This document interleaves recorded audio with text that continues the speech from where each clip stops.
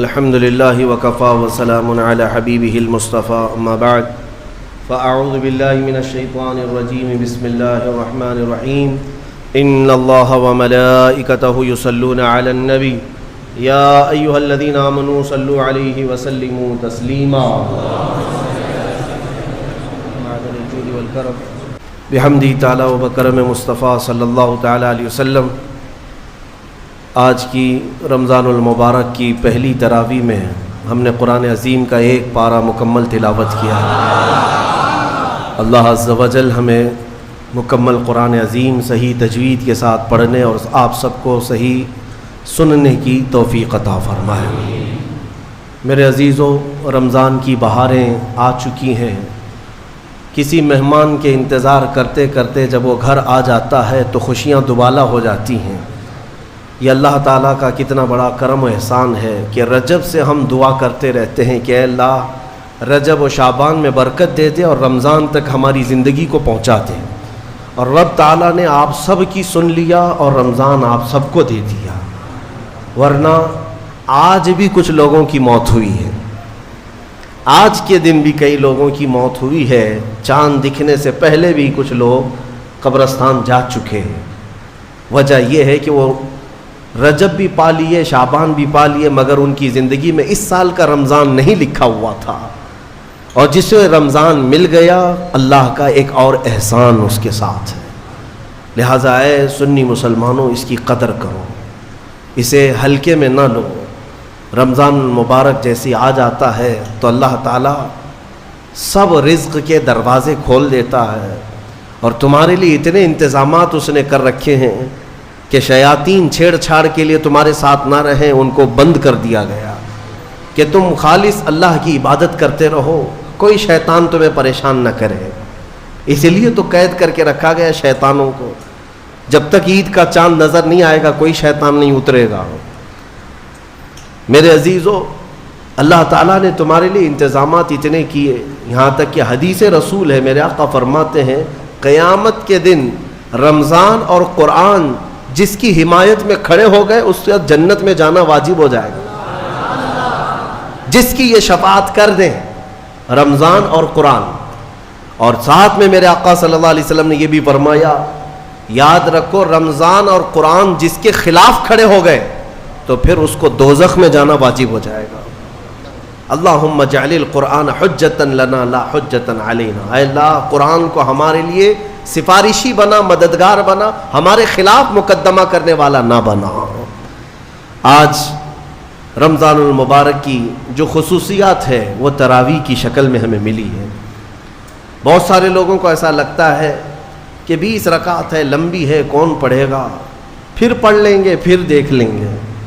جس کے اندر یہ سستی اور کاہلی آئی، یہ علامت میں بتا رہا ہوں آپ کو، علامت حدیث رسول ہے، نماز صرف منافق پر بھاری ہوتی ہے، مومن پر نہیں۔ مومن ہوگا تو نماز میں لذتیں محسوس کرے گا، منافق ہوگا تو اس کے لیے نماز اور بھاری ہوگی۔ ارے امام صاحب اتنی لمبی قرات کرتے ہیں، کھڑے ہیں تو کھڑے ہو گئے، رکوع میں جا ہی نہیں رہے، یہ کس کو بھاری لگتی ہے؟ جس کے اندر نفاق ہو۔ وَإِنَّهَا لَكَبِيرَةٌ إِلَّا عَلَى الْخَاشِعِينَ، آج ہم نے تلاوت بھی کیا اس آیت کو پہلے پارے میں۔ رب تعالیٰ فرماتا ہے یہ اللہ سے خوف کرنے والوں کے لیے نماز بھاری ہو ہی نہیں سکتی، منافقین کے لیے یہ بھاری ہے۔ قرآن میں ان کی صفت بیان کیا اللہ تعالیٰ نے۔ منافقین جب نماز کے لیے کھڑے بھی ہوتے ہیں، یراؤن الناس، لوگوں کو دکھانے کے لیے کھڑے ہوتے ہیں، اور لوگوں کو دکھانے کے لیے کھڑے ہوتے ہیں، ان کا ایمان نہیں ہوتا کہ اس نماز سے کچھ ملے گا۔ اس لیے اپنی کیٹیگری چیک کرنے کا بھی یہ مہینہ ہے کہ ہم ایمان والوں میں سے ہے کہ منافقین میں سے، کیٹیگری چیک ہو جاتی ہے۔ اس لیے ان کی اس رمضان کی صفوں کو خالی ہرگز ہونے نہ دینا، ورنہ نفاق کا دھبا لگ جائے گا۔ بہرحال ہم معمول کے مطابق تفسیر قرآن کو، جیسے ہر سال میری عادت ہے، میں قرآن جو تلاوت کرتا ہوں اس کے کچھ گوشے آپ تک رکھنے کی کوشش کرتا ہوں، یہ اور بات ہے کہ 6 سال کے بعد اسی منبر پر دوبارہ ہم تفسیر بیان کریں گے۔ اللہ تعالیٰ اس مسجد کو ہمیشہ شاد و آباد رکھے، ہم رہیں یا نہ رہیں یہ منبر سدا سلامت رہے۔ اس منبر کو تفسیر قرآن کے لیے خاص کیا گیا تھا، آپ سب کو پتہ ہے، یہ تفسیر قرآن کا منبر ہے۔ مولا تعالیٰ یہاں سے قرآن کی آواز ہمیشہ بلند فرمائے، اور آج دنیا میں اگر میری آواز گونجتی ہے تو اسی تفسیر کی برکت سے ہے۔ مجھے کوئی اور مقام یا جو کچھ بھی آواز میں اللہ نے عطا کیا ہے وہ اس تفسیر قرآن کی برکت ہے۔ ہم نے اپنی آواز کی ابتدا یا امت کو جھنجھوڑنے کی ابتدا اسی منبر سے کیا تھا۔ یہی منبر ہے، اور یہ تاریخی منبر ہے۔ اللہ تعالیٰ اس کی برکتیں ہم سب کو عطا فرمائے، اور مجھے یقین ہے کہ اس منبر میں وہ اثر ہے کہ اچھے اچھوں کے چولہے ہل جاتے ہیں۔ یہ منبر رسول پاک صلی اللہ علیہ وسلم کی نیابت کا منبر ہے۔ ہاں، صرف اس کو لکڑی کا منبر نہ سمجھیں، یہ رسول اللہ کا منبر ہے، جہاں سے حدیث رسول سنائی جاتی ہے، جہاں سے اللہ کے کلام کی تفسیر ہوتی ہے۔ اور آج دنیا کو ایک بات میں آپ کو بتا دوں، کسی بم سے، میزائل سے، پیٹرول سے اتنا خوف نہیں لگتا جتنا ایک عالم ربانی کی زبان سے ڈر لگتا ہے۔ وجہ یہ ہے کہ دنیا کو پتہ ہے کہ سارے بم اتنا کام نہیں کرتے جتنا ایک عالم کی زبان کام کرتی ہے۔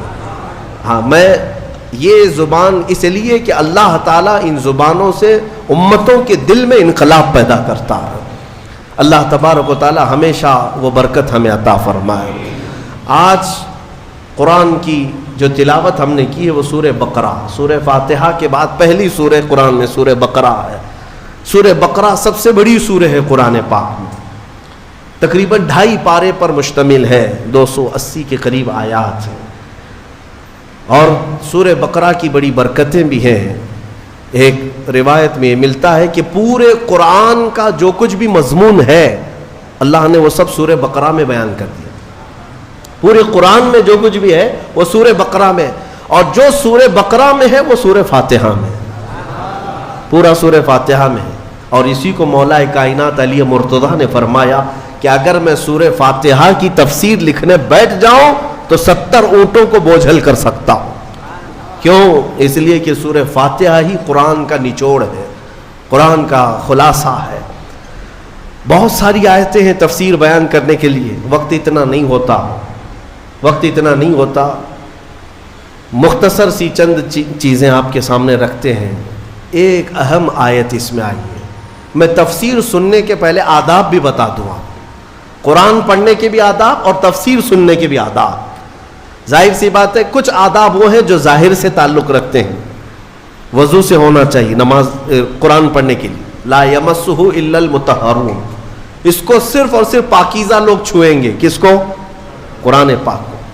تلاوت کرنے کے لیے وضو شرط ہے یا نہیں؟ چھونے کے لیے سب کو پتہ ہے۔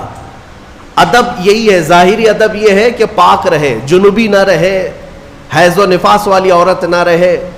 قرآن پاک کے لیے یہ ظاہری آداب ہوئے، کچھ باطنی آداب بھی ہیں۔ قرآن پڑھنے کے لیے کچھ باطنی آداب بھی ہیں۔